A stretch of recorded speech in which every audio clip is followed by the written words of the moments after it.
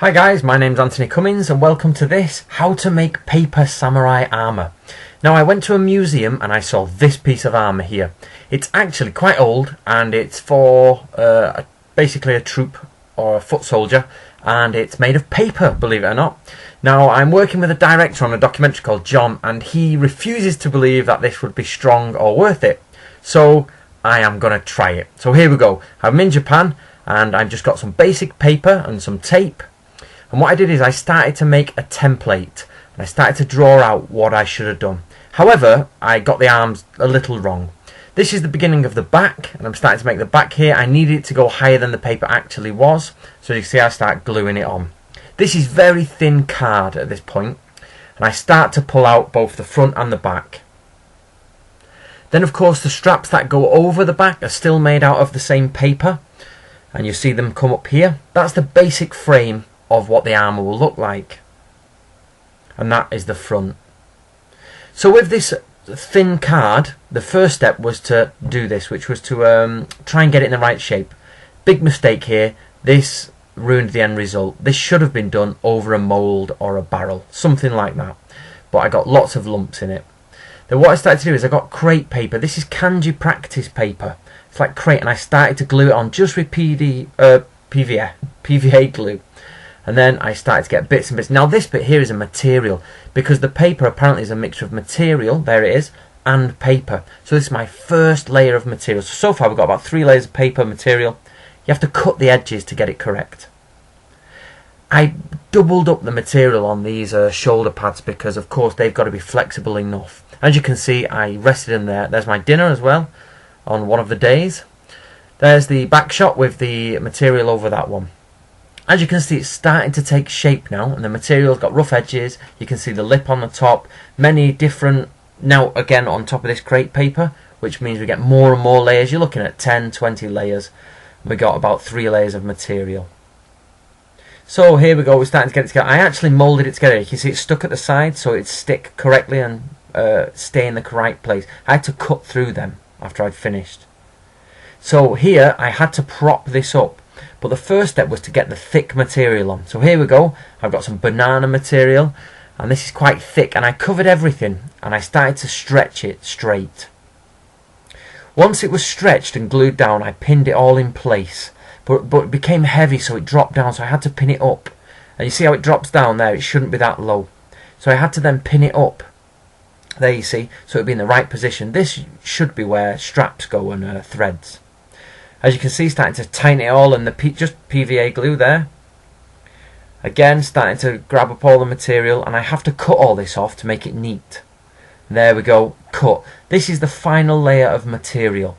So on top of this, I started to do another layer of the crepe kanji test paper. So what I'm doing now is I'm putting a hole in. Get ready, I'll put all the holes in there ready for the string. Now what I did is I got some wire as well. Now the wire was to hold on as a hinge on the side. Here, I not put the hinge on, but I come out and I spray. There I am, and I've sprayed it again.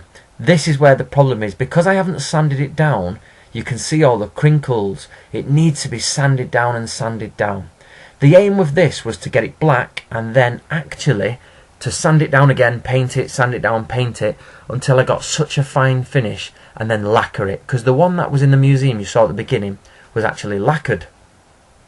However, to cut a long story short, I've had to move house. This was just a guest house and I didn't want to take it with me, but I'll explain all that in a minute. So the main problems I've had, while you just watch me spray this thing, the main problems I had was keeping the mould correct.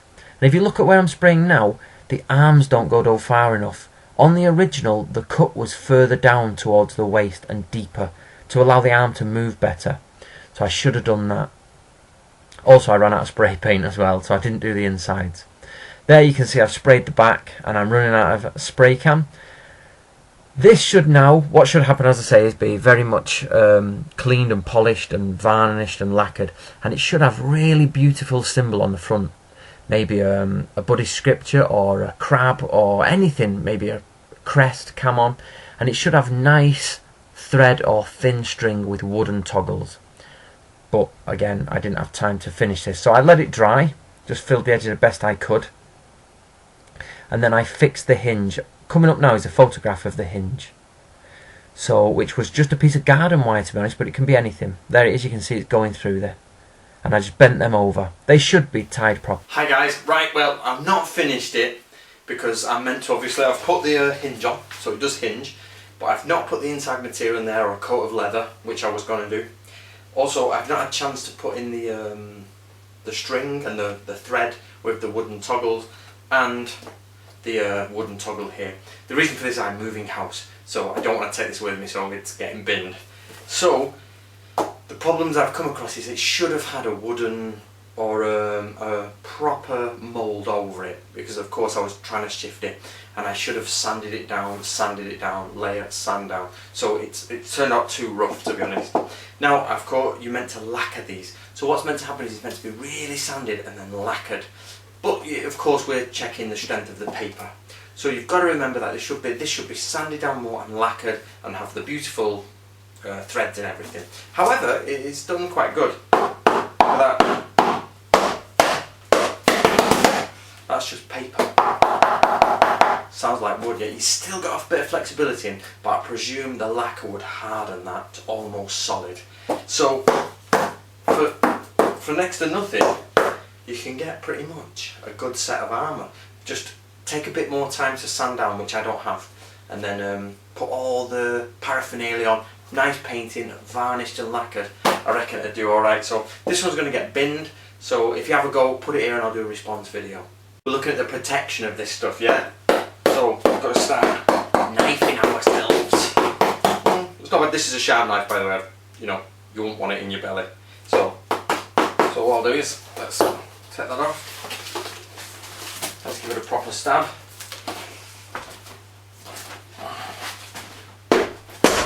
Oh, that's not bad. Oh, that'd go in. So if somebody came right up and knifed you, I reckon they'd have a good chance. However, you've got to remember this has not got the lacquer or the leather on the inside. So let's take a, right, it will, yeah, slashing blows, that'll do pretty well.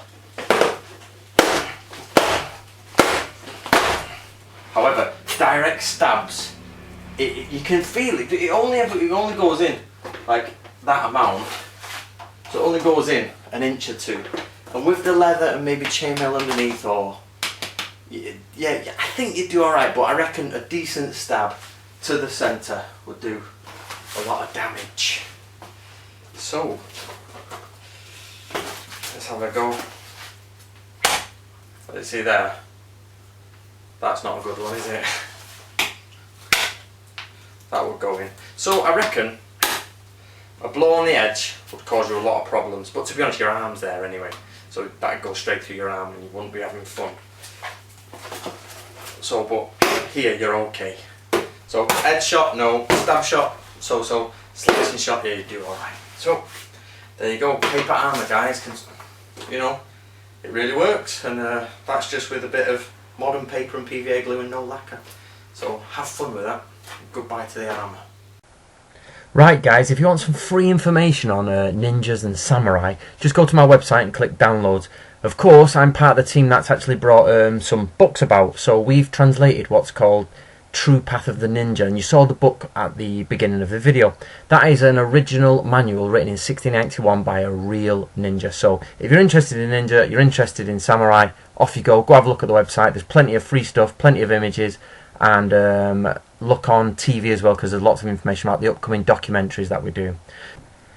If you want to see the original armour from the museum, I'm going to put a link below, so go to the video and have a look. You can see the paper armour and all the other armour, from iron to paper to cloth, everything. So have fun and enjoy that. See you soon.